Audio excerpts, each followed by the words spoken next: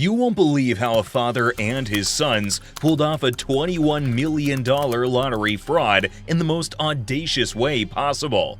But what led them down this path, and how did they manage to deceive the system? Let's unravel the story. Background information. The Massachusetts State Lottery operates under strict rules to ensure fairness and legality in claiming prizes. In Massachusetts, winning lottery tickets, especially those worth over $600, require the claimant to undergo checks for unpaid state and federal taxes or child support. This method is designed to take any prize money to pay off existing debts. The Jafar family, residing in Watertown, Massachusetts, became notably involved in lottery ticket cashing activities. Ali Jafar, the patriarch, along with his sons Mohammed and Yusuf Jafar, were recognized among the top individual lottery ticket cashers in the state. In 2019, Ali Jafar was identified as the top individual lottery ticket casher, with his sons Mohammed and Yusuf ranking 3rd and 4th, respectively. Their frequent and high-volume ticket cashing raised suspicions among lottery officials and eventually caught the attention of federal prosecutors. The scheme unveiled. When the truth was revealed, it turned out Ali Jafar, along with his sons Mohammed and Yusuf, engaged in a sophisticated ticket cashing scheme from 2011 to 2019. They cashed in more than 13,000 winning tickets, collecting nearly $21 million in winnings. The majority of these tickets were scratch-off types, commonly sold at convenience stores. The scheme's essence allowed the actual winners of these tickets to avoid mandatory court orders for unpaid taxes or child support, which is a requirement for any lottery prize exceeding $600 in Massachusetts. The Jafars positioned themselves as intermediaries. They claimed the prizes on behalf of the real winners, who presumably paid the Jafars a fraction of the winnings in return for this service. This arrangement benefited the actual winners by avoiding the legal and financial scrutiny that comes with claiming a large lottery prize. Meanwhile, the Jafars reported significant gambling losses on their tax returns, offsetting the taxable income from the winnings. This manipulation allowed them to drastically reduce their tax liabilities, with the indictment highlighting how Ali Jafar paid less than $24,500 in federal taxes on $15 million in winnings. Legal and tax implications. The legal consequences were dire. The Jafars were collectively charged with over a dozen counts, including fraud, money laundering, and tax evasion. The indictment specifically accuses them of acting as intermediaries for actual lottery winners, enabling these winners to avoid mandatory tax withholdings or child support payments on prizes over $600. A key aspect of the scheme involved the Jafars falsely reporting significant gambling losses on their tax returns. This maneuver was designed to offset the taxable income from their lottery winnings, substantially reducing their tax liabilities. Mohammed Jafar reported less than $21,700 in taxes on $3.3 million of winnings, with bogus claims leading to $106,032 in tax refunds. Yusuf Jafar paid under $10,700 on $2.4 million in winnings, receiving $185,951 in tax refunds for fictitious losses. These actions led to charges of conspiracy to defraud the United States and money laundering conspiracy. Additionally, Ali and Mohammed Jafar each face 5 counts of filing false tax returns, while Yusuf Jafar faces 3 counts. The indictment highlights the systematic approach taken by the Jafars to exploit the lottery and tax systems for personal gain, highlighting the significant legal and financial ramifications of their alleged fraudulent activities. Investigation and arrest. The arrest of Ali Jafar and his sons Mohammed and Yusuf followed a detailed investigation by federal prosecutors and Massachusetts state lottery officials. This investigation scrutinized their activities after they became known for cashing in an unusually high number of winning lottery tickets. Their arrest marked a significant development in a case that exposed a complex scheme designed to defraud the lottery and tax systems. The Massachusetts State Lottery Commission played a crucial role in identifying the irregular pattern of winnings associated with the Jafars. Before their legal challenges, the commission had temporarily suspended their ability to cash lottery tickets. This action stemmed from the discovery of their disproportionate success rate in winning. Upon their arrest, Ali and Mohammed Jafar were released on their own recognizance after pleading not guilty in federal court, appearing via video conference. The specifics of Yusuf Jafar's custody and legal representation at the time were not immediately clear, highlighting an ongoing process in the legal proceedings against them. Legal proceedings. Following their arrest, Ali and Mohammed Jafar appeared by video conference in federal court in Boston, where they pleaded not guilty. The court proceedings highlighted the seriousness of the charges against them, including fraud, money laundering, and tax evasion. Their not guilty pleas set the stage for a legal battle involving detailed scrutiny of their lottery activities and tax filings over an 8-year period. Acting United States Attorney Joshua S. Levy said, "This case is, at its core, an elaborate tax fraud. Over the course of a decade, this father and son team defrauded the Massachusetts State Lottery Commission and the IRS to pocket millions of hard-earned taxpayers' dollars. These defendants worked together to recruit a wide network of co-conspirators and spread their lottery scam across Massachusetts, avoiding detection by repeatedly lying to government officials. I commend the Massachusetts State Lottery Commission and the IRS for their exceptional collaboration and partnership. As a direct result of this case, the Commission is in the process of revoking or suspending the licenses of more than 40 of its lottery agents. This case should serve as a warning to those who think they can cheat the system for their own financial gain. You will be identified, prosecuted, and held accountable." After their trial, both Ali and Mohammed Jafar were released on their own recognizance, a common practice in federal court for defendants not deemed a flight risk or a danger to the community. This condition allowed them to remain free while awaiting trial under specific restrictions set by the court. The status of Yusuf Jafar in the legal proceedings was not clarified immediately, leaving questions about his involvement and the legal strategy his defense might employ. The absence of immediate information about Yusuf's custody status and representation added a layer of complexity to the legal narrative. The legal challenge faced by the Jafars also revisited their unsuccessful attempt to contest the Massachusetts State Lottery Commission's temporary suspension of their ticket cashing privileges in 2019. This prior legal action, coupled with their current federal charges, highlights the extensive legal entanglements resulting from their alleged lottery fraud scheme. Statistical improbability.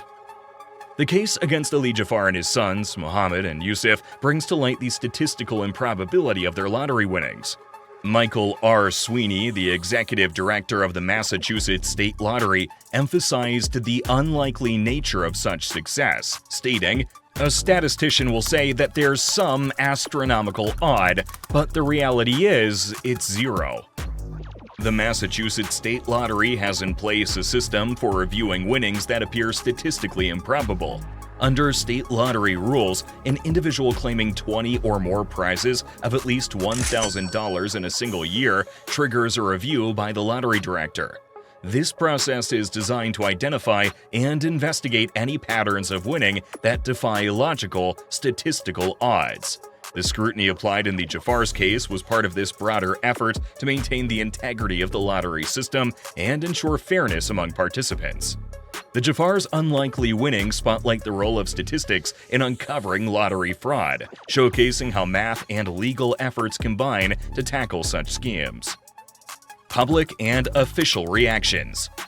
The arrest and charging of Ali Jafar, along with his sons, evoked significant reactions from both the public and officials.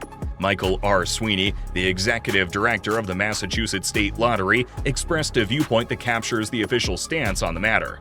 Sweeney highlighted the audacity of the Jafar's actions, stating, "I think it really speaks to a level of hubris."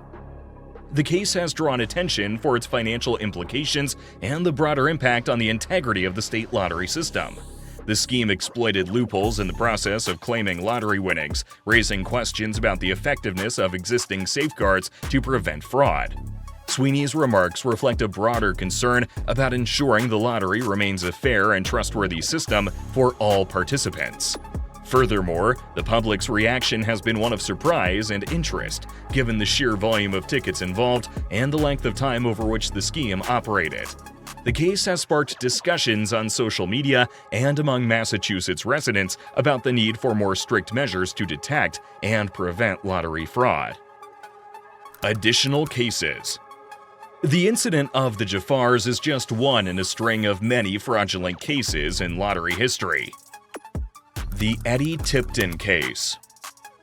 Eddie Tipton, the former Information Security Director for the Multi-State Lottery Association, was at the center of one of the most sophisticated lottery fraud schemes ever uncovered. Over several years, Tipton exploited his access to confidential computer systems to manipulate lottery drawings in multiple states. His scheme involved installing malware on the secure computer that generated the random numbers for lottery drawings, allowing him to predict winning numbers on specific days of the year. The fraud came to light after suspicious winnings from a $16.5 million Hot Lotto ticket in December 2010 in Iowa that led to an investigation. The investigation revealed that Tipton had secretly recorded the lottery's random number generation process and then used this knowledge to produce winning numbers. He enlisted friends and acquaintances to purchase tickets and claim prizes on his behalf to avoid detection. The journey of another ticket involved a Canadian lawyer and a New York lawyer attempting to claim the prize through convoluted legal structures, ultimately leading to Tipton's identification through surveillance footage, revealing his direct connection to the lottery's number-generating system and his prohibited status as an employee to participate in the lottery. Tipton's actions led to fraudulent claims of major lottery prizes in Colorado, Wisconsin, Kansas, and Oklahoma, with the total illicit winnings amounting to several $1 million. His scheme was highly detailed. It involved both the manipulation of lottery systems and complex arrangements for claiming and distributing the winnings to avoid arousing suspicion. In 2017, Eddie Tipton was convicted on charges related to his lottery rigging scheme.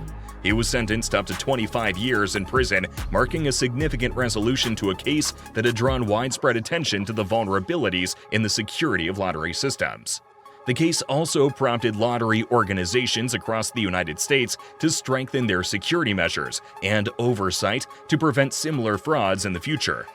Tipton's conviction served as a deterrent to other possible fraud cases, emphasizing the severe legal consequences of engaging in lottery fraud. The Tommy Tipton case. But Eddie alone wasn't convicted.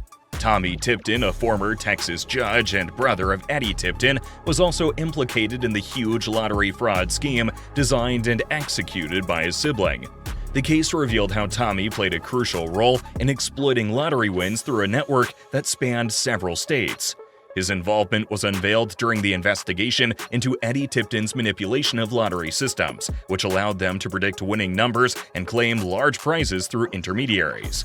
In 2005, Tommy recruited a friend to claim a $568,990 Colorado lottery prize, one of several fraudulent winnings linked to the scheme. The investigation showed that Tommy used disposable phones and cash transactions to maintain anonymity and evade detection. His actions were part of a broader conspiracy that involved manipulating lottery drawings and laundering the proceeds through various means. Tommy Tipton was eventually charged and agreed to plead guilty to theft and conspiracy charges related to his involvement in the lottery fraud. His case highlighted the risks of insider threats within lottery organizations and the lengths to which individuals might go to exploit such systems for personal gain. The consequences of his actions included a prison sentence and a requirement to repay a portion of the stolen funds. Robert Rhodes case. Alongside the Tipton brothers, Robert Rhodes, a close friend and accomplice of Eddie Tipton, played a significant role in the multi-state lottery fraud scheme that shocked the nation. His involvement was critical in executing the plan to claim and distribute winnings from rigged lottery draws. Rhodes' participation became evident when investigations traced back a $2 million Wisconsin lottery jackpot win in December 2007 to Eddie Tipton's fraudulent activities. Rhodes agreed to purchase lottery tickets containing the winning numbers provided by Tipton and then claimed the jackpot. To avoid detection, the winnings were funneled through a series of bank accounts and shell companies, illustrating the lengths to which the conspirators went to conceal their illicit proceeds. This case was part of a broader scheme that involved manipulating lottery systems across several states to produce predictable outcomes, allowing Tipton, Rhodes, and their associates to secure millions of dollars in winnings. As the investigation unfolded, Rhodes' cooperation became pivotal. Facing the possibility of severe legal repercussions, he agreed to plead guilty to his role in the fraud and provided key testimony against Eddie Tipton. Rhodes' admission and cooperation helped unravel the complex web of deceit that underpinned one of the largest lottery fraud cases in U.S. history. Rhodes was sentenced for his crimes, with his punishment reflecting his guilty plea and cooperation with authorities. The Lucky 13 Syndicate Fraud. Similar to the Tipton case is that of the Lucky 13 Syndicate Fraud, a case that emerged from the United Kingdom. The lottery syndicate's manager, Gary Barron, was accused of deceitfully claiming a $52 million Euro Millions jackpot in 2014 for himself, thereby cheating 16 syndicate members out of their rightful winnings. The controversy began when Barron, a former courier, failed to share the prize with the syndicate members, leading to suspicions and legal battles. The syndicate members, who were co-workers, had agreed to pool their money to buy lottery tickets, with the understanding that any winnings would be split equally among them. However, after the Euro Millions win, Barron quit his job, citing health reasons, and subsequently avoided contact with the syndicate members. It was later discovered that Barron had claimed the jackpot alone and began spending lavishly. His lavish spending raised alarm among the members who had not received their shares. Legal action ensued as the syndicate members sought to claim their share of the winnings. The cases of lottery fraud don't end here. The Victor Jonai Fraud Case. Victor Jonai, a businessperson from the Detroit area, executed a fraudulent scheme that led to the loss of approximately $26.4 million of investor funds. Jonai misled investors primarily from the Albanian American community in Detroit by promising to use their contributions for purchasing, developing, and selling real estate projects. However, he diverted at least $10 million to finance his Michigan State lottery gambling, purchasing up to $1 million in lottery tickets weekly. The scheme operated from mid-2016 until 2019, during which Jonai also transferred millions into his personal checking account. To maintain the facade of a legitimate investment operation, he repaid investors with his lottery winnings, falsely representing these as returns from real estate investments. By August 2019, Jonai had depleted all funds, both his and his investors. This resulted in a huge debt of around $19 million owed to the investors. The Securities and Exchange Commission filed charges against Jonai on January 28, 2021, in the Eastern District of Michigan, under litigation release number 25018. The charges accused Jonai violating the anti-fraud provisions of the Securities Act of 1933 and the Securities Exchange Act of 1934, including Rule 10b-5. The Commission's complaint sought injunctive relief, disgorgement with prejudgment interest, and civil penalties. Jonai consented to the entry of a judgment that permanently enjoins him from future violations, with the amount of monetary relief to be determined later by the court. This settlement is pending court approval. In a parallel action, the U.S. Attorney's Office for the Eastern District of Michigan filed criminal charges against Jonai, highlighting the serious nature of his offenses. The Commission's investigative team, led by Marlene Key Patterson, James O'Keefe, and Wilburn Saylor Jr., and supervised by Stephen Clowans, conducted the investigation. The Securities and Exchange Commission also acknowledged the assistance of the U.S. Attorney's Office and the Federal Bureau of Investigation in this case. This case emphasizes the severe consequences of financial fraud and the vigilant oversight required by regulatory bodies to protect investors from such deceitful schemes. The Edward Putman Case. Lastly, another case that became famous was the one of Edward Putnam. A 54-year-old from Kings Langley, Hertfordshire, Putnam was convicted for executing a fraudulent scheme to claim a $3.4 million National Lottery jackpot with a fake ticket. The incident, which took place in 2009, involved Putnam falsely claiming to have found the winning ticket in his van just before the claim deadline. His fraudulent claim was facilitated by Camelot insider Giles Knibbs, who was employed in the fraud detection department and had detailed knowledge on how to exploit the system for such deceit. The conspiracy between Putnam and Knibbs was meticulously planned, utilizing Knibbs' access to confidential information about unclaimed lottery wins.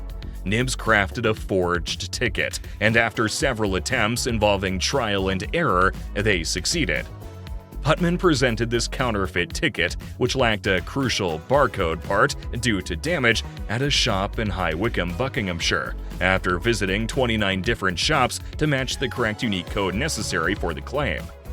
The fraud was only uncovered after Knibbs, who had fallen out with Putnam over the division of the lottery winnings, committed suicide in October 2015. It emerged that Knibbs had confided in friends about their scheme and his dissatisfaction with how the winnings were allocated.